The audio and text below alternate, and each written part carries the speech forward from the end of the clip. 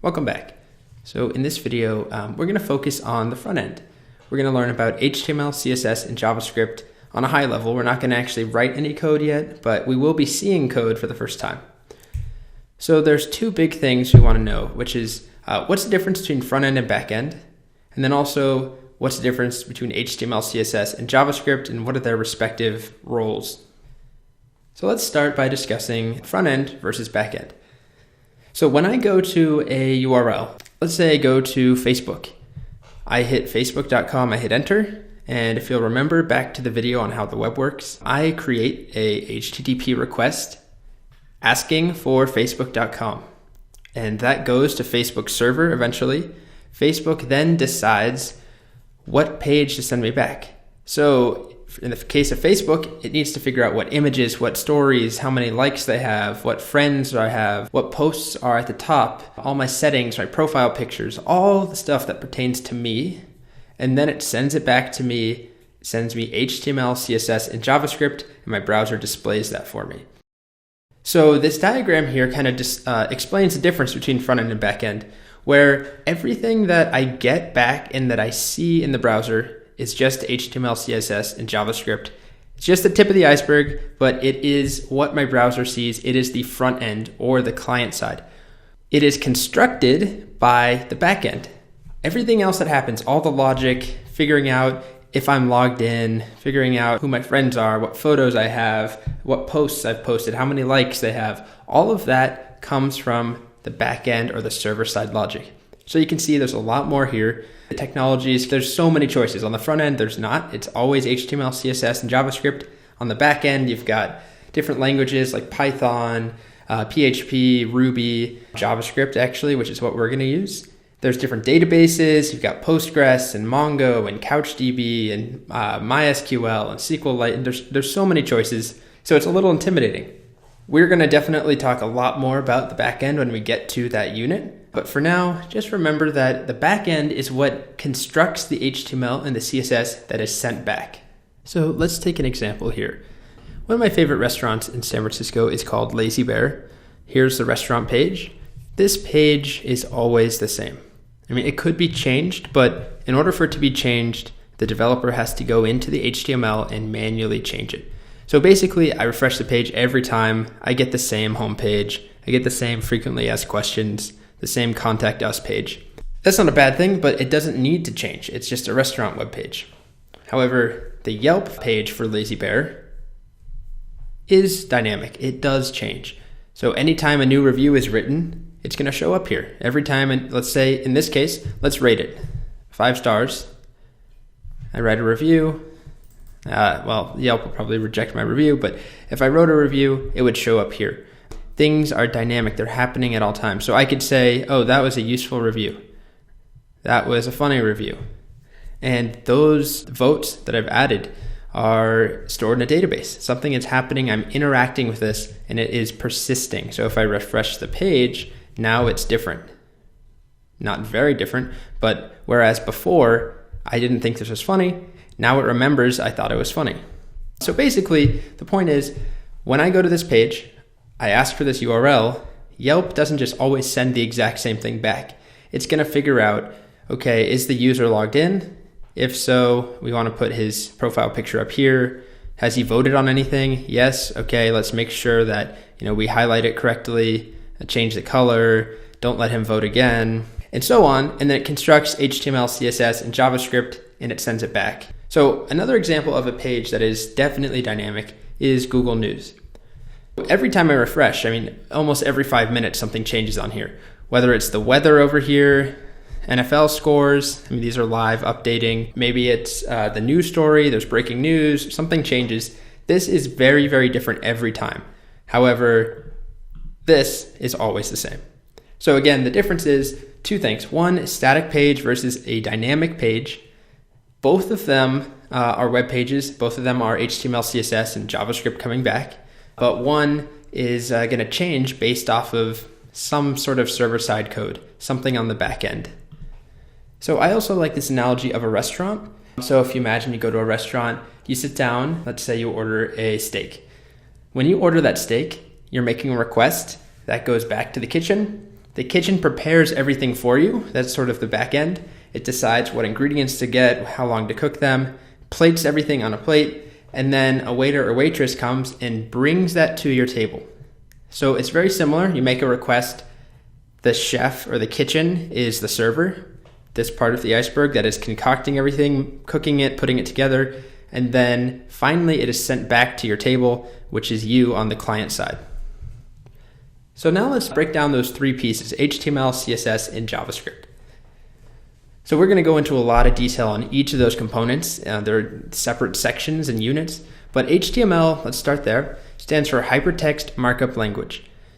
Basically, imagine that, and this is what actually happened, in the early days of the internet, there was no standardized way to send information and to send documents. So initially, the internet was used to send, to communicate between universities and colleges, and also as a military tool. So let's just say I wanted to send this to a friend.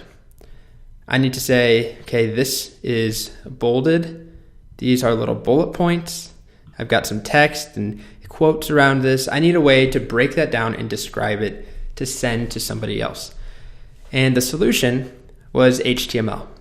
So HTML it's actually the easiest thing that we're going to learn. Not to say that it's insanely easy, but it is very simple in that we just describe what we want. And what you write is what you get.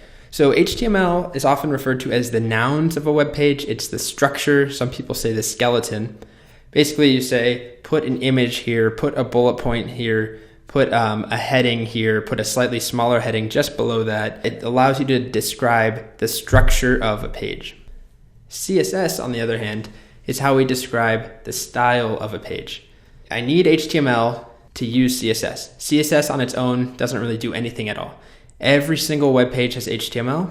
Some web pages don't have CSS, some don't have JavaScript. It's not mandatory. HTML is. So CSS, cascading style sheets, we'll learn exactly where that name comes from in a little bit. Basically, it styles existing HTML. So you can say things like, make all those bullet points green, give the first image a yellow border, give the last image a big pink border with dashes through it. It's often considered the adjectives of a web page, or some people would say the skin to the HTML skeleton. And the last piece here is JavaScript. JavaScript it's definitely the most complex thing out of these three. It's how we add logic and interactivity to a page.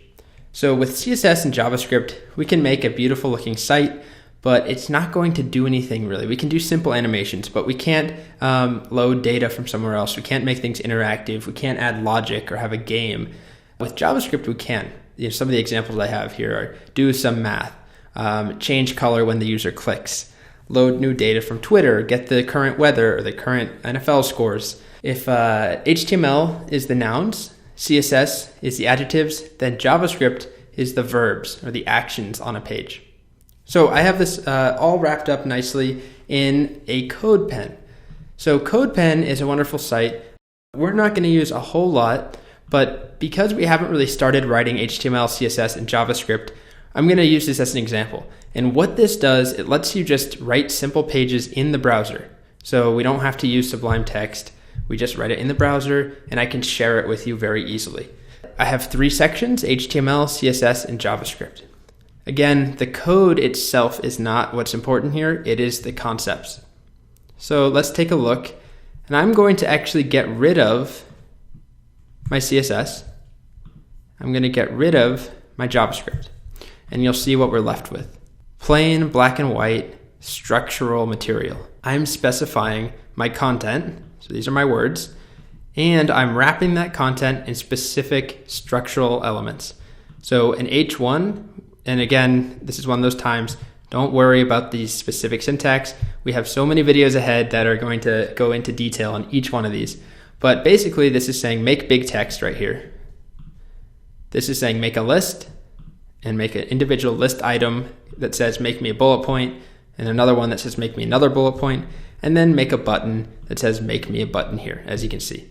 So on its own, that is just the structure. So now let's go add our CSS back in. You can see what I'm doing here. I'm saying make the H1, which is here, make it purple. So we could change that to be green. And it changes to green. And I'm also saying make the button have a border, have a background color, and a text color of white. So we can change that to be green text color. It's hard to see, but that changes to green. I can give it a much bigger border, 20 pixels, as you can see there. So that's our adjectives. And the last piece is our JavaScript. So without JavaScript, that button does nothing. Now what we've done is written JavaScript that says when the user clicks the button, pick a random color and change the background color here to that random color. So I'll show you that. I can click and I get a random color. So if I got rid of this JavaScript and I tried to do that again, nothing happens because I don't have any verbs. It's just nouns and adjectives. It's just the structural skeleton and a little bit of skin on top. As I add my JavaScript in, I can add the logic. So JavaScript's really important. This isn't exactly what you would do most likely on a real production site, but you would have maybe a game. You might make Minesweeper. This might be Facebook chat. It might be a form to sign up for a page. You use JavaScript to make it interactive. So again, I encourage you to play around on CodePen. You have the link to this and explore a little bit. There's no rush to move ahead to the next video. Try changing some of these colors if you want. Try changing some of this. Don't focus on the code. It's just fun to play around with, but there's no pressure to understand any of this aside from a very high level overview of what HTML does, what CSS does, and what JavaScript does. All right.